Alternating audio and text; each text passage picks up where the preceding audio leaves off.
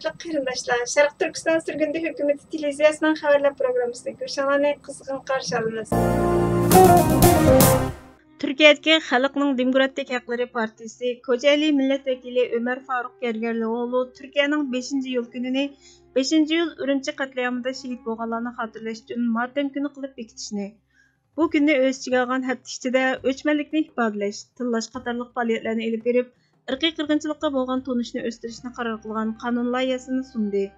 Bu qonun loyihasining Xitoy hukumatining Sharq Turkiston tuproqlaridan turklarni yo'qotish uchun Sharq Turkistonda qurilish olib berish, Sharq Turkistonni taraqqiy qildirish bahonasi bilan Xitoyni to'xtamay ko'chirayotganligini, Urumchidagi Uyg'urlarning 2009-yil 7-oyning 5-kuni namoyish uyushtirib, Xitoyning Şaoguan shahrida Uyg'ur ishchilarini urib o'ldirgan qotillarni tekshirishni talab qilganligini, bu qonun taklifining Xitoy bexatarlik qismlarining qo'lida kitob va qalamdan boshqa narsa yo'q namoyishchilarga qaratib o'q chiqarganda yuzlagan yoshning hayotidan ayrilganligi sababidan o'tirg'a qo'yilganligini aytdi.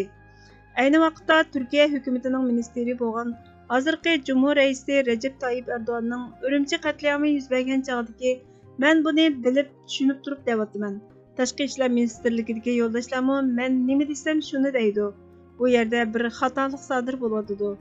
Yuz berayotganlar irqiy qirg'inchilikdan boshqa narsa emas deganini xotirlatgan Gergerlioğlu, bu qarashlar aniq bo'lg'achqa nurg'un davlatlar bu qilmishlarni irqiy qirg'inchilik deb qabul qildi.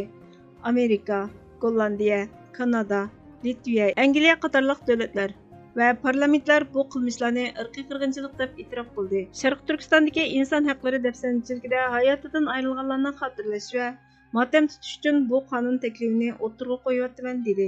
Sharq Turkiston Surgundi hukumati Turkiya Buyuk Millat Majlisidagi barliq millat vakillarining Ömer Faruk apandining taklifini qo'llashini, Turkiya Buyuk Millat Majlisining Xitoyning Sharq Turkistondagi Uyg'ur va boshqa turkiy millatlarga yurgizayotgan vahshiylikni irqiy qirg'inchilik, Sharq Turkistonni besib olingan davlat deb e'tirof qilishini talab qilamiz dedi. Republic World.com xabar kanali 21 yanvar kuni Sharq Turkiston Surgundi hukumati Fransiya Davlat Majlisining Xitoyning Sharq Turkistondagi Uyg'ur va boshqa turkiy millatlarga yurgizayotgan vahshiylikni irqiy qirg'inchilik deb e'tirof qilganligini olqishladi. Beijing 2022-yillik qishliq olimpik tantariya musobaqasini boykot qilishni talab qildi degan temada bir xabar e'lon qilgan bo'lib, xabarda mundaq deyildi. Fransiya Davlat Majlisi 20 noyabr bilet tashlab, biriga qarshi 169 ovoz bilan Xitoyning Sharq Turkistondagi Uyg'ur va boshqa turkiy millatlarga yurgizib kelayotgan vahshiylikni irqiy qirg'inchilik deb e'tirof qildi. Bu Beijing qishliq olimpik tantariya musobaqasining boshlanishiga oz vaqt qolganda yuz berdi. Fransiya parlamenti hozir Xitoyning Sharq Turkistondagi kishilik huquq dafsanchiligini irqiy qirg'inchilik deb e'tirof qilgan 9-parlament bo'lib qoldi. Sharq Turkiston Surgundi hukumati Fransiya Milliy Majlisini olqishladi. Shuning bilan bir vaqtda Fransiya va boshqa davlatlarni Beijing 2022-yillik qishliq olimpik tantariya musobaqasini boykot qilishga, texmi unumli kuchli tadbirlarni qo'llanib, Xitoyning Sharq Turkistondagi Uyg'ur va boshqa turkiy millatlarga yurgizayotgan irqiy qirg'inchilikni oxirlashtirishga chaqiriq qildi. Sharq Turkiston Surgundi hukumatining bosh ministri Salih Xudoyor apandi Fransiya Milliy Majlisiga rahmat aytdi. Dunyodagi davlatlarni Xitoyning irqiy qirg'inchiligidan qochib chiqqan Uyg'ur va boshqa turkiy millatlarga panohlik berishga, tajovuzchi Xitoy amaldorlari ustidan xalqaro sudga sunilgan Sharq Turkiston da'vosini qo'llashga chaqiriq qildi. İnsan üçün dünyada eng şum hayat asaret, haruzarlık astıda ezilişten ibaret. Erkin azat yaşamak her bir insan burcudur. Mehkum mezlum gün görüş insan üçün hakaret. Asaretke könmeydu vicdan ehli hiç kaçan. Zulümge boysunmaydı esli nesli pak insan. Küreş kılır hakkani vatan millet yolunda. Şeref bilir şundak yolda kurban bolsa aziz can.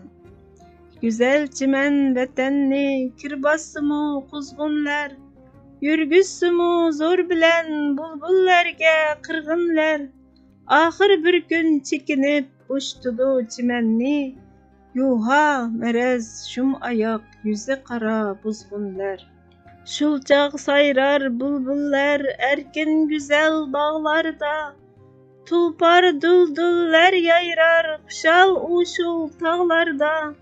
Vatan millet güllener mustaqil hör keng kuşat, qalmas dillarda arman, mana şundaq çağlarda. Nişanыңdın azizi, ümit üzme, qıl himmet. Can çıqqıca diningdin, hürlük üçün qıl xizmet. Bilgil vatan milletning istiqbali parlaqdır. Haq egiler sunmaz degan maqal chin hikmet. Merhum şehitimiz Abdülaziz Mahsumning şiirlerinden elindi. Hürmetli görürmenler, xabarlarımızdan kögün Allah için köp rahmet. Kelar qıtımqı programımız görüşkice Allah'a emanet bolğaysızlar.